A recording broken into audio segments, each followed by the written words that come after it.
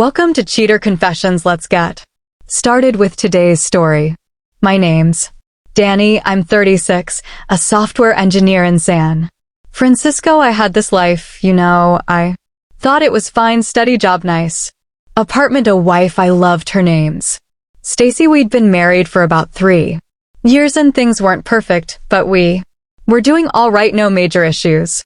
Just your typical married life, or so I thought. Things started to shift when Stacy decided to go on a big fitness journey. And I'm talking about really getting into it. She used to dabble in yoga, but then out of nowhere she decided to take it to the next level. She hired a personal trainer. This guy named Ryan, who worked at this high-end gym downtown. She'd always been into aesthetics, but this felt like it was something different. She became obsessed with her body, with posting progress pictures on Instagram, with counting every calorie. At first I didn't think too much of it. I supported her. I thought, hey, this is a healthy hobby. It's great she's getting back in shape. Even help out more around the house so she could go to her sessions and not feel stressed. I didn't mind it. It seemed like something positive, but slowly things started to feel off. Stacy wasn't just working out to feel better anymore. She was working out to be seen. She was spending hours at the gym, spending more time with Ryan than with me. Her posts on social media became more about her transformation than about us.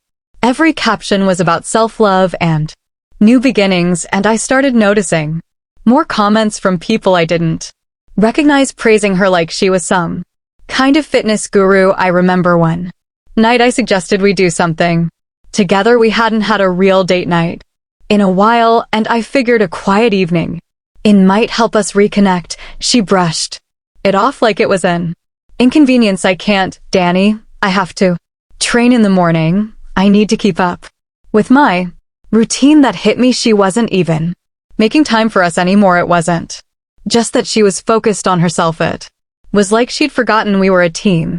She was becoming distant. Then came the morning. It started like any other. I was half asleep, nursing my coffee before heading to work, while Stacy was downing her usual kale spinach disaster smoothie.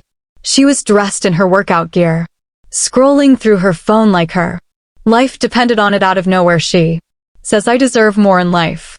I looked up. Still groggy, huh? More of what. She put her smoothie down and stared at me. All this marriage is holding me back. Danny, I'm filing for divorce. I swear I thought it was a joke. I even laughed, thinking she was messing with me, but she wasn't laughing. Her face was stone cold. I've outgrown this, she said, like I was some outdated piece of furniture she was ready to toss. You wouldn't understand. I sat there completely blindsided by my wife, the woman I'd shared years of my life, just dropped this on me like it was no big deal. I tried to process her words, but all I could feel was this mix of shock and anger boiling in my chest. What do you mean you've outgrown this? Outgrown what? She sighed like I was a child asking too many questions. Danny, I've been working on myself, trying to be the best version of me, and frankly this life doesn't match my potential anymore. I want more than this house, this routine, this. Your words hit me. She didn't even sugarcoat it. I was part of the problem. In her eyes, the life we'd built together wasn't good enough for her anymore. She grabbed her gym bag and walked out the door without so much as a goodbye. I sat there staring at the half-empty glass of green sludge she left behind, wondering what the hell just happened. That day at work was a blur. I went through the motions, but my mind was stuck on Stacy. Was this real?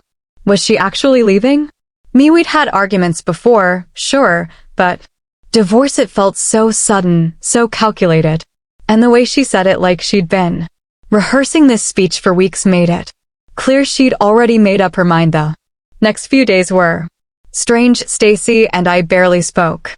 She'd come home late, always claiming she was at the gym, but I had a feeling she was out with Ryan. It wasn't just about fitness anymore. It was like she was trying to rewrite herself into someone new, and I wasn't part of that version of her. I'll never forget the day I came home early from work and Overheard her on the phone. She was talking to someone, probably Ryan, and she said, "I'm just so glad I finally took control. I'm done with him.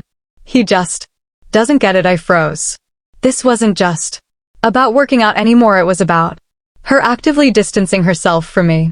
Emotionally and physically she was checking out, and I wasn't even on the list of things that mattered to her anymore. A week later she told me she started the divorce process. She didn't even give me a chance to talk things through. There was no negotiation, no attempt to work things out. It was like she was done with me and was ready to start a new chapter.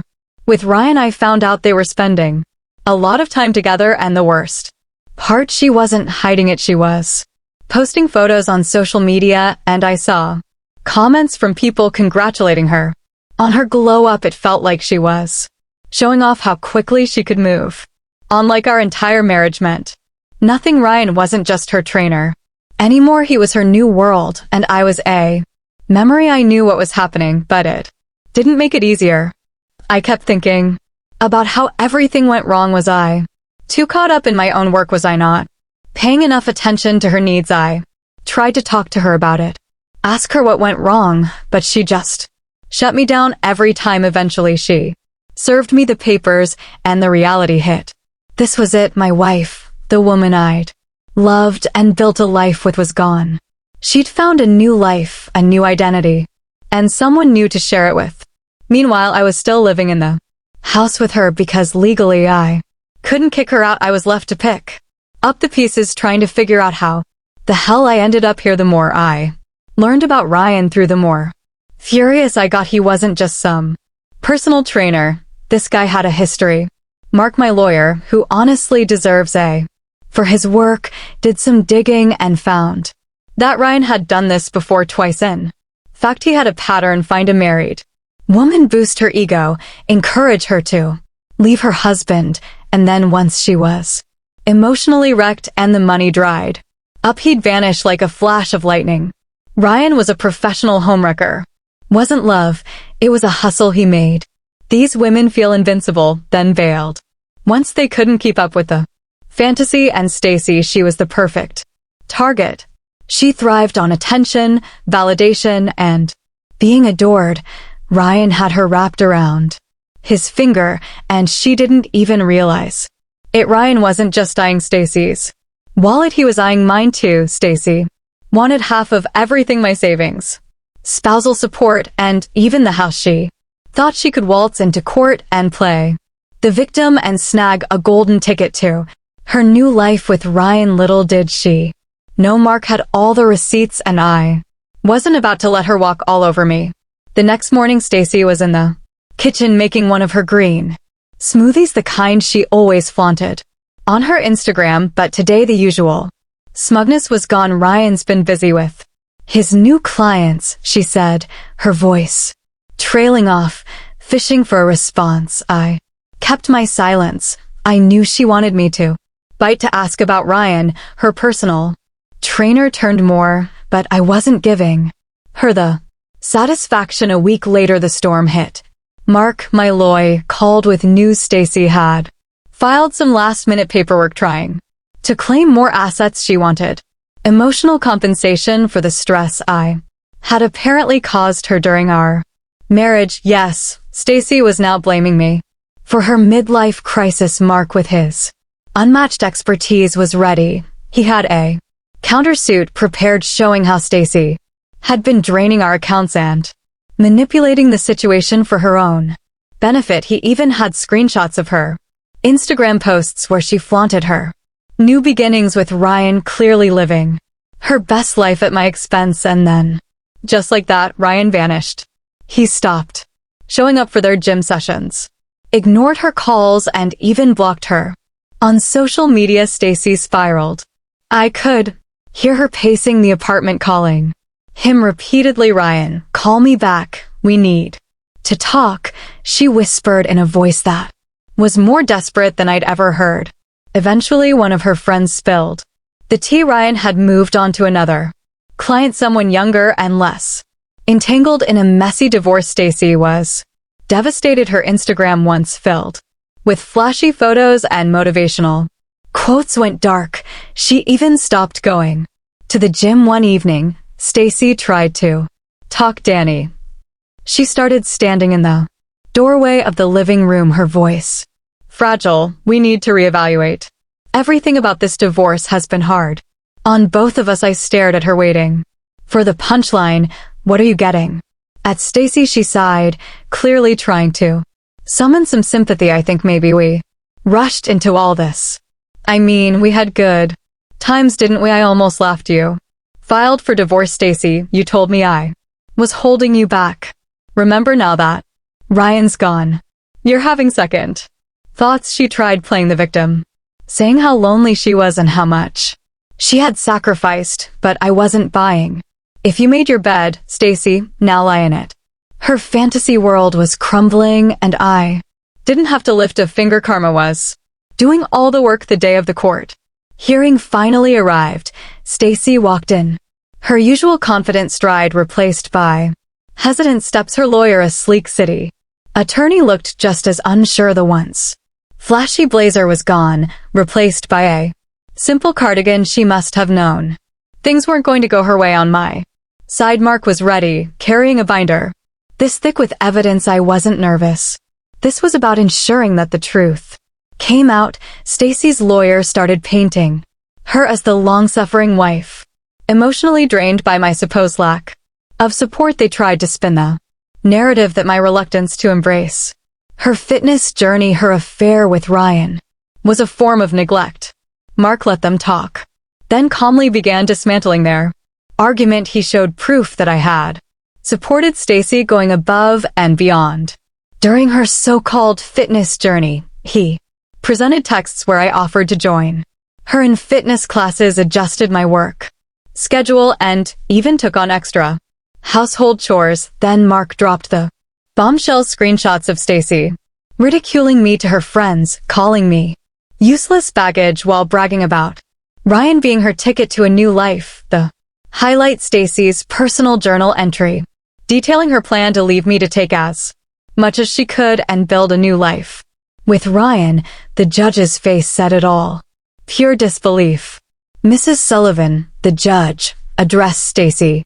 Your claims of emotional distress are unfounded. The evidence shows no indication of emotional neglect. In fact, it proves Mr. Sullivan's unwavering support. Then came the financial breakdown. Mark presented bank statements showing how Stacy had siphoned thousands of dollars from our joint account to fund her luxurious lifestyle. The judge's tone grew colder. Mrs. Sullivan, you withdrew over $15,000 from your joint account, spending it on luxury items, fine dining, and personal indulgences.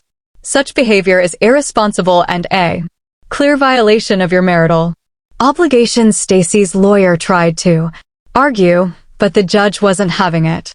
The house will remain Mr. Sullivan's property, the judge declared. Additionally, Mrs. Sullivan is ordered to reimburse Mr.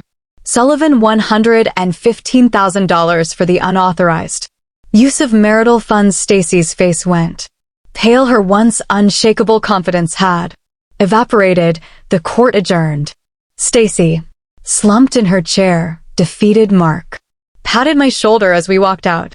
Did he say it with a smile a few days ago? Later, Stacy packed her things and left the apartment. Watching her drive away was strangely satisfying. She had burned her bridges, and now she was left with the consequences. 2 weeks after the court ruling, Stacy showed up at my apartment unannounced. When I opened the door, she looked like a shadow of her former self, her once polished appearance replaced by messy hair and tired eyes. She looked like she hadn't slept in days. Danny, she said softly, her voice cracking, can we talk? I stepped outside, closing the door behind me. What do you want, Stacy? She hesitated, wringing her hands. I wanted to say I'm sorry for everything. I made mistakes, big ones. I let Ryan manipulate me, and I got caught up in this fantasy. I ruined everything for her. Words sounded rehearsed, but the desperation in her eyes was real. She wasn't here out of genuine remorse. She was here because she had nowhere else to. I don't know what you expect me to say, I replied, keeping my tone calm but firm. You made your choices, you chose Ryan, and you chose to try and take everything from me. Now you're dealing with the fallout. Tears welled up in her eyes. Can we at least be civil? Maybe start over. I have nothing. Danny, I'm lost. I stared at her for a moment, feeling nothing but resolve. Stacy, I gave you everything, my support, my trust, my love, and you threw it all away. You don't get to come back now and ask for a second chance. That's not how this works. She broke down sobbing on my porch. After a moment, I stepped back inside and closed the door, leaving her outside with her regrets. Since that day, I've moved on.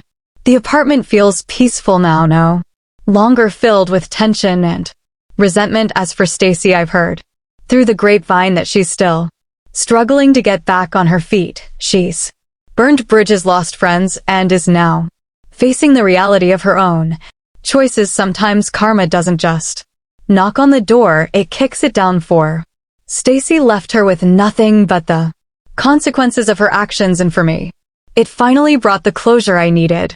Thank you for watching.